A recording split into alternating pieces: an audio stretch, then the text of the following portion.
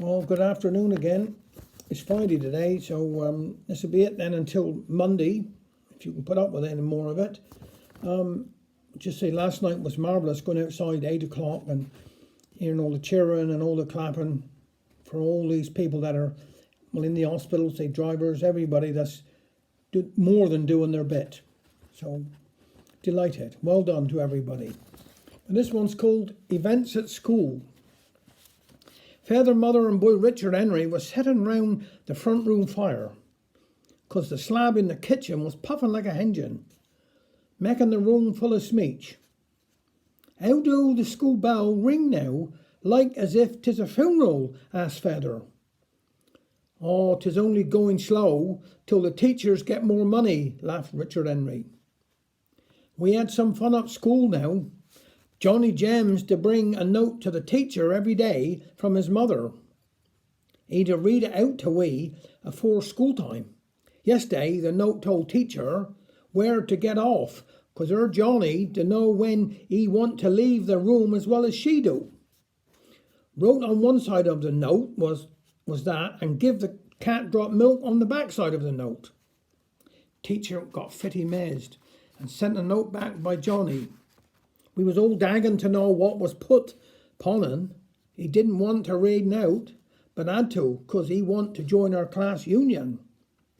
What was ponin? Asked mother, who hadn't got no good blood for Mrs. Gems, since she said mother was like a sack of flour tied in the middle.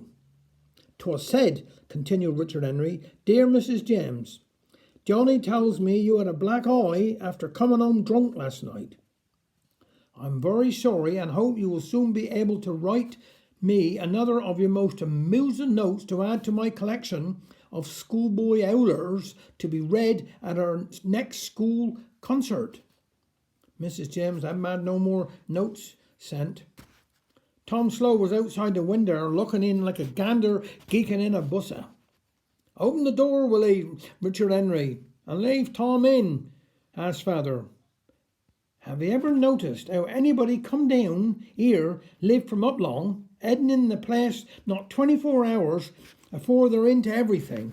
Man come up alongside me live, 'cause he's delicate. Yesterday he ate 15 scrollers while his wife was getting dinner. Now he's put in shop steward up chapel, and already the gate is gone up, and 2 linesmen take up the offertory. I can mind an Irishman living in that house, but he was a churchman, and so was his wife. Now he dearly loved drop beer, but didn't know when to stop. Things got worse in pub every night and no money take home. So she up and told the father all about it. After church the next morning, the father laid down the law and told him if he ever got drunk again, he would turn him into a big black dog. This did frighten him ever so much, and not another drink for weeks. But what upset things was one night he come home from down bingo, off to the pub he went and got drunk as a wheel. When he home going, he remembered what the father told him. Having great faith in father, he knowed he could do anything. He started sweat. And the further he was going, the more he was feeling like acting like a dog. 2 or 3 times he had to stop and scratch himself. And just as he was going up his front garden path, he went down on his hands and knees to scratch the front door. No answer. So he scratched again, and still no answer. Then it suddenly dawned on him he ought to bark and let out a most awful howl.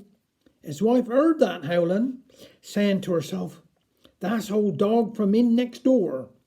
I'll soon drive he off. So she picked up a pan of dirty dishwater, opened the door quietly, and threw the water all over poor old Pat. I don't know if he cured him or no, but I do know if he ever see the black dog afterwards, he would make the sign of the cross and go another way. Well, time be going, suppose. Nice a bit chat. So long. This little poem this afternoon I'm going to read. It's by a gentleman, Max Boyce, and it's called when just the tide went out.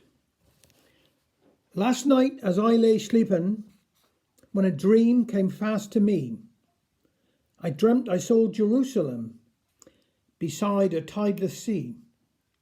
And one dream I remember as the stars begin to fall was Banksy painting Alan Wynne on my neighbour's garden wall. And dreams like that sustain me till the darkest times have passed, and chase away the shadows no care and night should cast. But times like this can shine a light, as hardships often can, to see the best in people and the good there is in man. And I remember Swansea with nobody about, when the shops were closed on Sundays and just the tide went out. And I remember Mumbles with the harbour in its keep, and the little boats at anchor that fish the waters deep. And I heard the seabirds calling as the gulls all wheeled about. But all the town was sleeping now, and just the tide went out.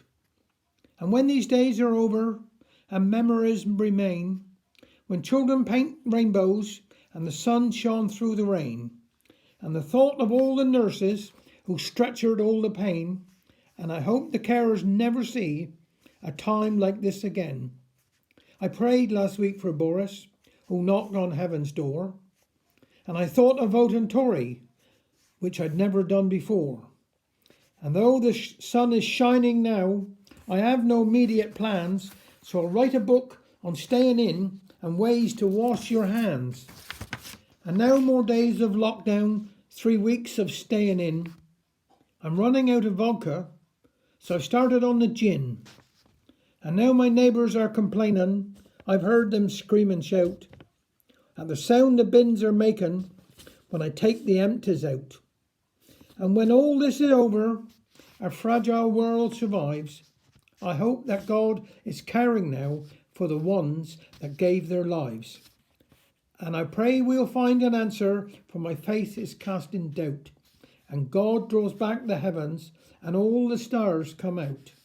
And I'll remember mornings with nobody about, when the shops are closed on Sundays and just the tide went out. Thank you very much.